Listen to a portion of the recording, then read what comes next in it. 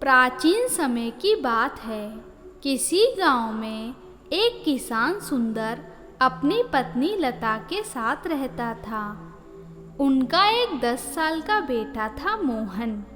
सुंदर के पास एक खेत था जिस पर वह खेती कर अपने परिवार का पालन पोषण करता था। सुंदर की पत्नी घर के कार्य करती थी। वह भगवान शंकर को अपना इष्ट देव मानती थी। उनके व्रत व पूजा पूरे नियम से करती थी। एक बार गांव में एक भयंकर महामारी फैली जिसकी चपेट में सुंदर भी आ गया। वह बहुत बीमार पड़ गया।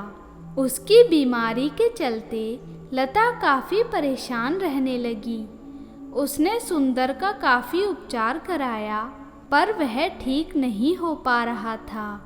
इसी कारण उनका खेत भी बिक गया। लेकिन सुंदर की तबीयत दिन पर दिन खराब होती जा रही थी। लता दिन रात पति की सेवा में लगी रहती। एक दिन जब वह निराश हो गई तो वह भोले बाबा के मंदिर गई और बाबा के चरणों में बैठकर रोने लगी। उसने बाबा से कहा, बाबा मेरे पति को अच्छा कर दीजिए, बदले में मैं कुछ भी करने के लिए तैयार हूँ। उसी मंदिर में एक साधु बाबा बैठे थे। वे लता की बातें सुन रहे थे। जब लता वापस जाने लगी तो उन्होंने कहा, बेटी तुम क्यों परेशान हो? लता ने उन्हें सारी बात बता दी। तब साधु बाबा कुछ देर आंखें बंद करके बैठे रहे और कुछ समय बाद बोले, तुम्हारे पति के पिछले कर्मों के फल के कारण उसकी यह दशा हो रही है। तुम उसके लिए क्या कर सकती हो? तब लता ने कहा, महाराज मैं कुछ भी कर सकती हूँ, बस मेरे पति के प्राण बचा लीजिए। तब साधु बाबा ने कहा, तुम्हारे भाग्य में पति या संतान दोनों में से एक का ही सुख है। यदि तुम अपने पति के प्राण बचाना चाहती हो तो तुम्हें पुत्र की बलि देनी होगी। उसे हमें सौंपना होगा। हम उसे ले जाकर एकांत में बलि देंगे। ये सुनकर लता डर गई और बोली, महाराज ये कैसे हो सकता है? मेरा तो एक ही पुत्र है। तब साधु बाबा ने कहा, घर जाकर सोच लो। यदि तुम अपने पुत्र को हमें देती हो तो 1 सप्ताह में तुम्हारा पति स्वस्थ हो जाएगा। लता रोती हुई घर आई। उसने सुंदर को इस बारे में कुछ नहीं बताया। यदि उसे पता लगता तो उसकी तबीयत और खराब हो जाती। किसी तरह रात बीती। वह रात भर रोती रही। सुबह वह अपने पुत्र को लेकर मंदिर पहुंची और मोहन को साधु बाबा को सौंप दिया। लता ने कहा, महाराज मैंने निर्णय लिया है कि पति की वजह से ही यह संतान मुझे मिली है। इसलिए यदि दोनों में से एक को चुनना है तो मैं पति को चुनूंगी। आप इसे ले जाइए और मेरे पति को ठीक कर दीजिए। साधु बाबा उसे लेकर चल दिए। लता वहीं जमीन पर गिर पड़ी और रोने लगी। वह रोते रोते घर आ गई। वह दिन रात अपने पुत्र के वियोग में रोती रहती। इधर धीरे धीरे उसका पति ठीक होने लगा और ठीक 8 दिन बाद वह स्वस्थ हो गया। ठीक होते ही उसने अपने पुत्र को पुकारा, परंतु वह कहीं नजर नहीं आया। उसने लता से पूछा, तब उसने रोते हुए सारी बात बता दी। सुंदर गुस्से में बोला, मूर्ख यह क्या कर दिया? हमारा एक ही तो सहारा था, तूने उसकी भी बलि दे दी। उसके बिना मैं जीकर क्या करूँगा? जा उसे कहीं से भी लेकर आ, तभी मेरे घर में पैर रखना। यह कहकर उसने लता को घर से निकाल दिया। वह रोती हुई उसी मंदिर में पहुंची। वहाँ वही साधु बाबा बैठे थे। वह उनसे अपने पुत्र को वापस करने की प्रार्थना करने लगी।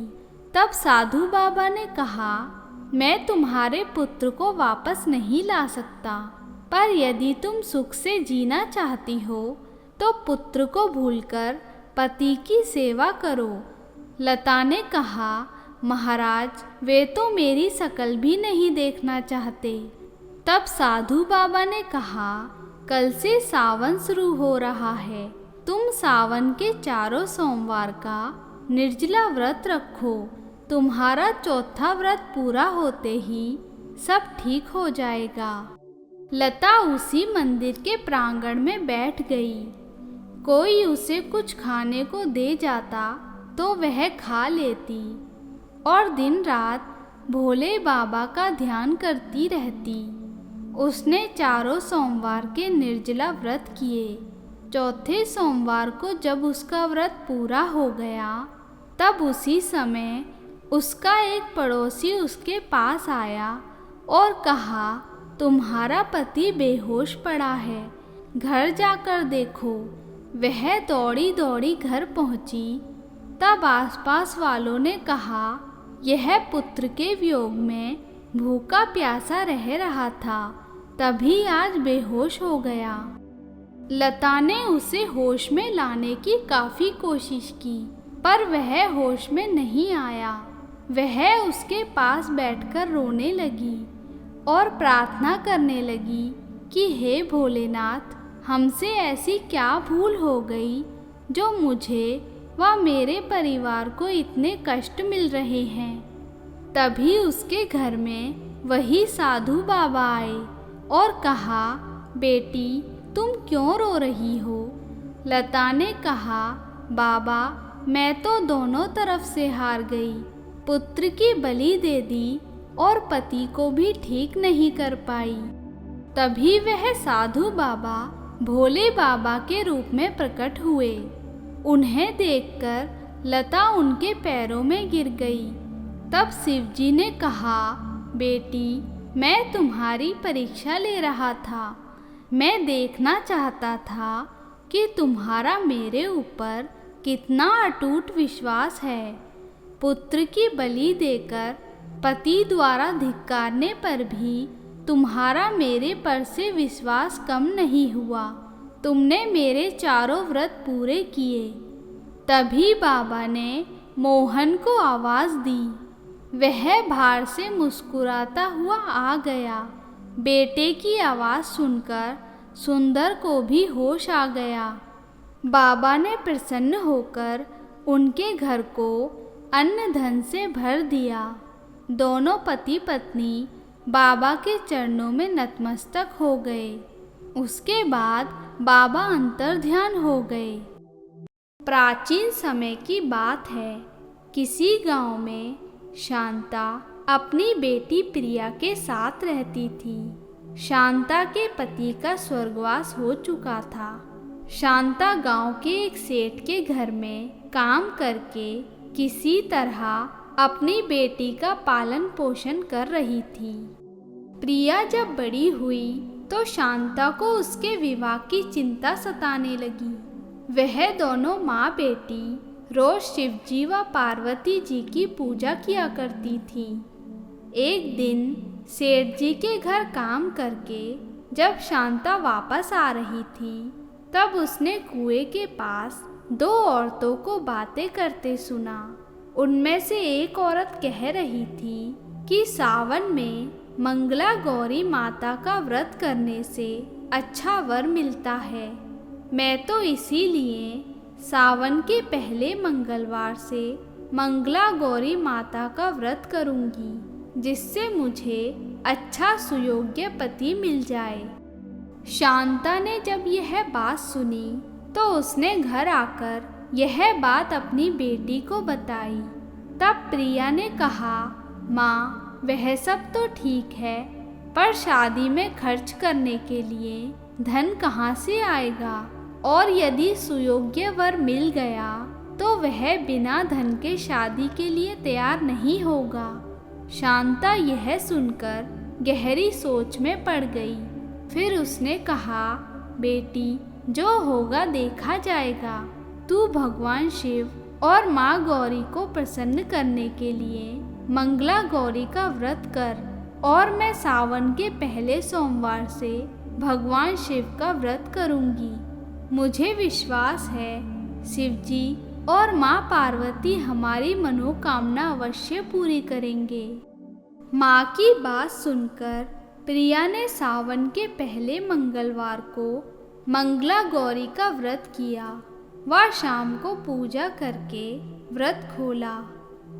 अगले दिन शांता काम करने सेठ जी के घर पहुंची।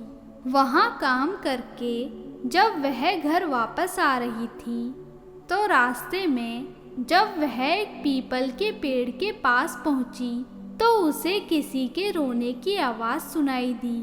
उसने देखा कि एक बुढ़िया माई उस पेड़ के पास बैठी रो रही हैं। शांता ने उनसे रोने का कारण पूछा तो उन्होंने बताया, यह पेड़ मेरा बेटा था, वह लकड़ी काटकर बेचता था। एक दिन यह एक पेड़ पर लकड़ी काट रहा था, तभी एक लकड़ी उसी पेड़ के नीचे बैठे एक ऋषि के सिर पर गिर पड़ी। उन ऋषि ने क्रोधित होकर इसे श्राप दिया और वह यहाँ पीपल का पेड़ बन गया।